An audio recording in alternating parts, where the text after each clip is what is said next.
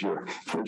So thank well, it's a real honor for me to be here with my chairman, Senator Tom Carper of Delaware, and also to be with my fellow senator from West Virginia, Senator Joe Manchin. I think the fact that Senator Manchin joined us as a partner here today shows not just how well Senator Manchin and I work together as representing West Virginia in terms of that, but how our two committees, Senator Manchin is the chairman of the Energy and Natural Resources Committee. Senator Carper and I are over on EPW, and there's a lot of crossover between different areas and different areas of interest. So I thank him for coming today. So welcome home to Senator Carper. I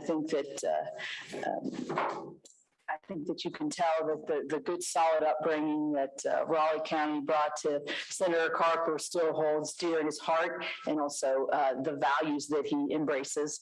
I think probably his entire life were rooted here among the great folks of West Virginia. So we're very proud of that. And we do know that Carper is a good West Virginia name as well. So I'm sure he has more relatives around here than he really knows about. I also want to thank Judge Polling for arranging for us to use his courtroom today, and all the people that work for him. I want to thank the sheriff and the deputies for providing the securities that we need and that we've asked for. So I appreciate that. I want to thank my staff and also Senator Carper's staff for moving this. And I want to thank the press for coming and covering this. I think it's important for our state, and we have some good witnesses here today.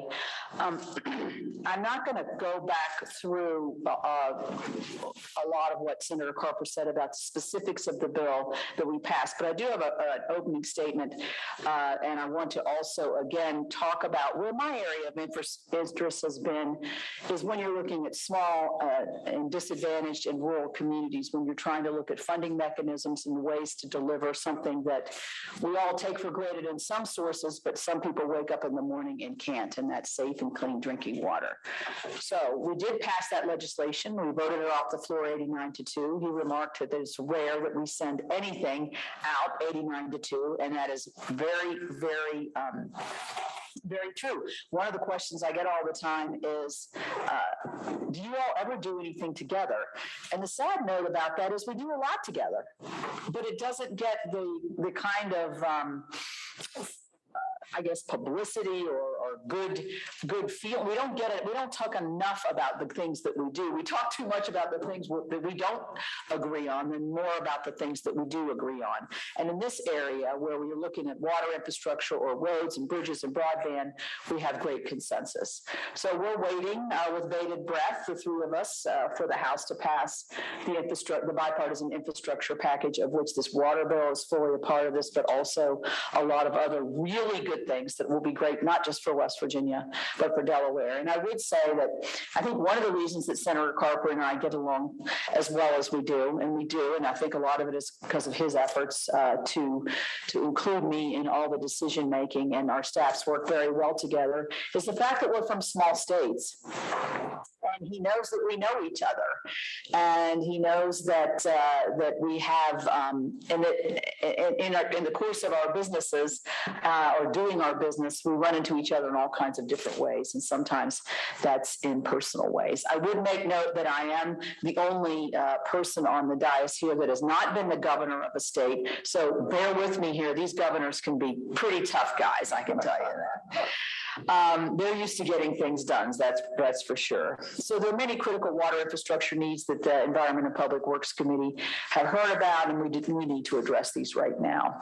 I look forward to hearing the perspectives from our witnesses, and I thank them for coming. I know that we had originally had another date planned, and they reworked into their schedules for them to attend with us today. But everyday Americans rely on the infrastructure that supports our wastewater systems. There are systems that this nation prides itself on, and when I was reading Mr. Morgan's statements, I was actually educated to the fact that many of these systems were built in the 70s to last for 50 years. Well, we're right there. And I think of some of these systems were built probably in the 10s and 20s. And so we're edging on to 80, 90, 100 years. We are facing critical challenges in the resiliency of these systems, with many small and rural counties being disproportionately affected by the wide array of water infrastructure challenges. Small and rural communities are particularly strained and need additional support to ensure protection and availability of this research. As I said, many of our systems are very old, and some of our systems don't even know where their piping is. We did address that in our water bill. Because the mapping records really were created post the delivery of the infrastructure systems.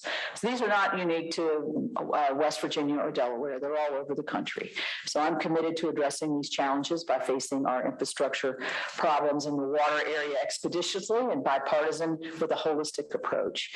We need a reliable, modern water infrastructure. It's a fundamental responsibility of our government. And that's why the drinking water and wastewater infrastructure package that I'll call it DWIA for short, provides some of this. It ranges solutions to ensuring that systems have pipes that don't leak. There have been article after article in West Virginia about the loss of water in our pipes. When we look at, losing 50% of the water after it's been treated going out to different homes and businesses. And then you look at our friends in California who have huge water shortages. We can't, water is that precious resource that we need to really make sure that we take care of.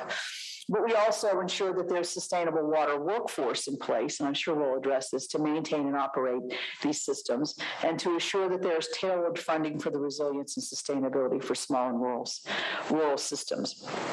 So we provided a robust bipartisan solution in DWIA, and will hopefully, as it's included in the larger bipartisan infrastructure package entirely and verbatim, they didn't change anything, which is rare. We are hopeful that our colleagues will all address this in the House, and we can get it to the president's desk. So again, I'm very pleased that you are here, honored that you are here, and happy that you've had a great experience as we move into, as you've had your visit and your coming home visit, your homecoming. So do you want me to introduce the witnesses and then we'll go on? Please. I will. Our first witness, starting left to right, is Todd Grinstead. Todd is the executive director of the West Virginia Rural Water Association. He has a career, 40 years in the public water and wastewater industry. He served on the board of the West Virginia Rural Water Association in various positions.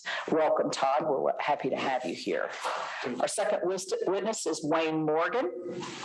Wayne graduated from West Virginia University.